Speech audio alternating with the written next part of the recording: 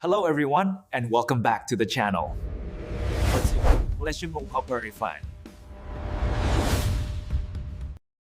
This past week in the comments section, I received a lot of questions, a lot of concerns. Hey man, I read the US debt is over $34 trillion. Is the world about to collapse? Every citizen is carrying hundreds of thousands in public debt. How will our kids survive? The politicians keep talking about budget deficits. It scares me, like the country's about to go bankrupt. I completely understand how you feel. Public debt, budget deficits, these concepts are always dressed up by the media. They're exaggerated, painted as a monster about to devour our future, our children's future. They tell you every day, debt is destroying the world. But today, with all my credibility and sincerity, I want to tell you, most of what you hear is a myth. And the truth, while very real, is completely different from what you imagine. In this video, we'll do two things. Part 1, I'll expose the 3 biggest myths, the classic lies about the budget deficit that you hear every day. Part 2, and this is the most important part, I will reveal the real, and I have to say this up front, Part 2, the part about the real problem, is more important than Part 1. Because if you only listen to Part 1 and think, oh, so public debt is nothing to worry about, you'll only be half right. Understanding Part 2 gives you the full picture so you won't be misled by anyone. So please, watch until the end. First, let's redefine a few things. What is a budget deficit? It sounds complex, but it's not so different. From active and passive income. Active income is when you work for money. Passive income is when your assets work for you. Here, we have spending and borrowing. Imagine you're the CEO of a startup and you want to buy a $100,000 electric car. A smart financial AI gives you 3 options. 1. Pay in full. Take $100,000 from your account and pay for it immediately. 2. Borrow and repay later. Use a credit card and in 1 year, pay back the principal and interest for a total of $110,000. 3. A perpetual loan, like the government. You only pay the $10,000 interest each year, and you never have to repay the principal. Which one would you choose?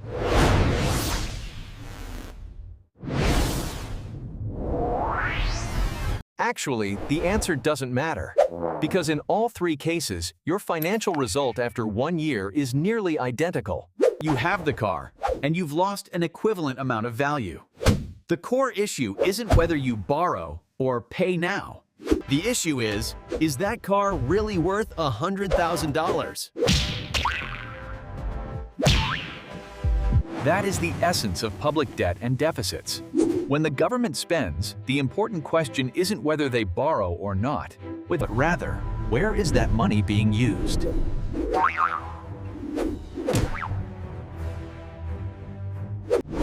As economists Stephen Landsberg and Lauren J. Feinstone called them, these are the deficit myths. This video isn't for macro finance experts. This is for regular people, like you and me, who are tired of shocking headlines. Many people look at complex data and feel overwhelmed with the complexity. But what if you could visualize the data clearly and want to understand the truth behind the numbers? And now, we'll start peeling back the layers of this onion. Let's begin with the myth that has the biggest emotional impact, number 3 on our list.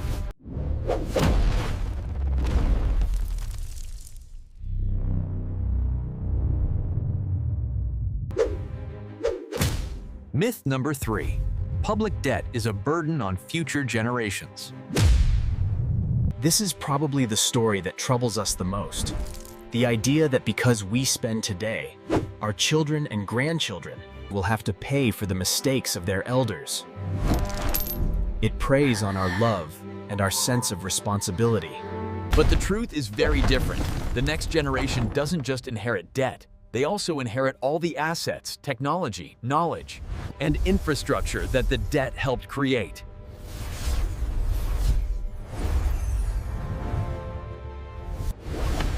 When the government issues a bond, which means borrowing money, that bond doesn't just vanish into thin air.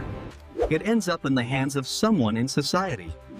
It could be your parents' pension fund, your savings account, or a domestic company's investment portfolio. So, listen closely to this sentence. A nation's public debt is the private asset of its citizens. If the U.S. government owes $34 trillion, that also means that its citizens, investment funds, and banks are holding $34 trillion in financial assets in the form of bonds. The next generation is both the taxpayer who pays the debt and also the heir who inherits those bonds and receives the interest. The money doesn't disappear. It just moves from one pocket to another within the same economy. This isn't just theory. A 2024 study by the International Monetary Fund found that in developed is held by its own citizens and domestic institutions. What does that mean? It means when the government pays interest on the debt, The money doesn't evaporate overseas. It moves from taxpayers to bondholders. It's not a societal loss, but a transfer on the same playing field.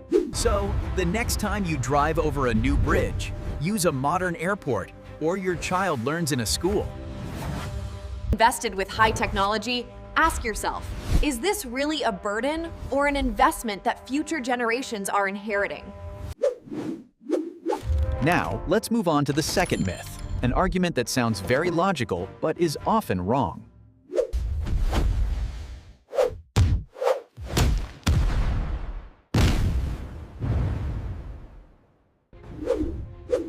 Myth number 2.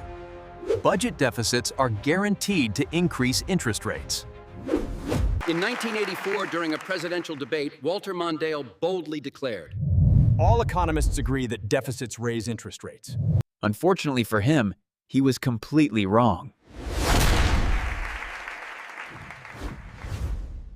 40 years later, we still hear this argument. Its logic is, the government borrows so much, it sucks up all the savings in society, leaving less money for private borrowing, and therefore interest rates must rise. Sounds pretty logical, doesn't it?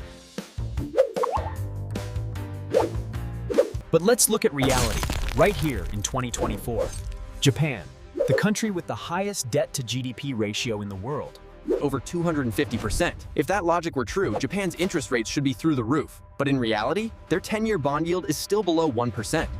Unemployment is low. Inflation is low. According to Reuters, they've lived with this for decades. The United States, public debt exceeds $34 trillion. But interest rates don't follow the debt number. They follow the policies of the Federal Reserve. When the Fed wants to curb inflation, they raise rates, and vice versa. Europe, debt rose sharply post-pandemic. But when rates rose in 2022-2023, it was to fight inflation, Not because of deficits.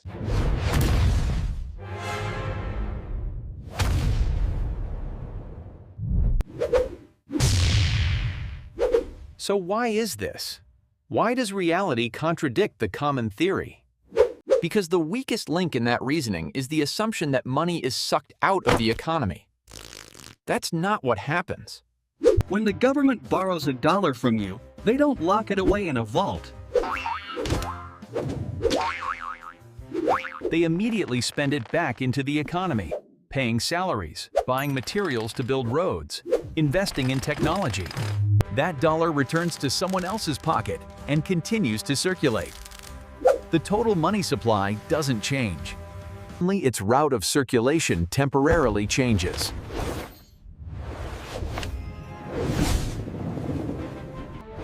And here's the most concrete example: Japan. Nowhere illustrates this better. They owe so much that the Bank of Japan buys up a large portion of the government bonds.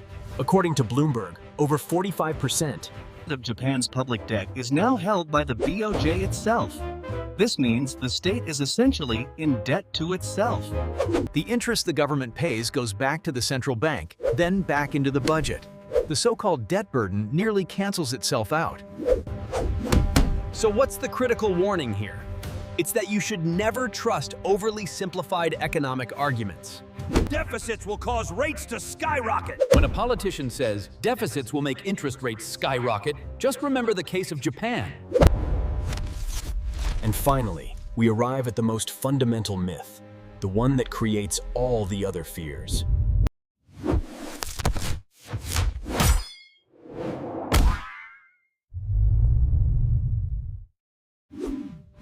Myth number 1. The huge deficit numbers reflect the true state of the economy.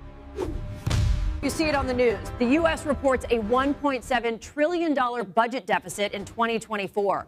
The number is shocking. It makes you feel insecure. But that number, in reality, has almost no economic meaning whatsoever. Why?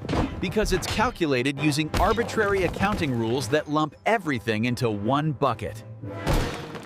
It's like adding up your grocery bill, credit card payments, your kids' tuition, and an investment in a house, and calling it all costs. Let's break down that $1.7 trillion figure. Over 30% of it is just interest payments on old debt.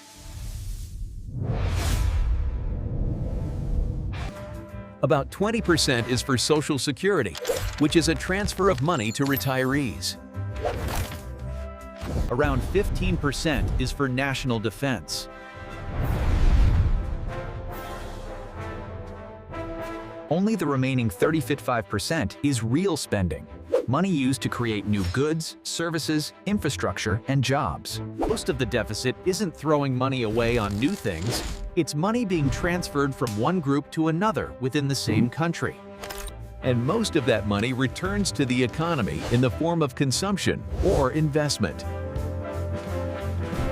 The myth is that we treat all government spending as a burden, instead of asking the more important question, what value did that spending create? So, what's the practical advice? The next time you read a headline about a record deficit, don't panic. Stop for a second and ask yourself, where did that deficit come from? From building hospitals and school, or from funding useless projects?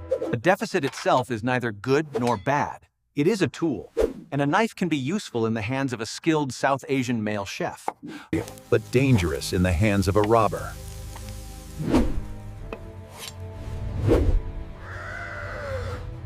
The real issue isn't the deficit number. The real issue is, what did the government do with that knife?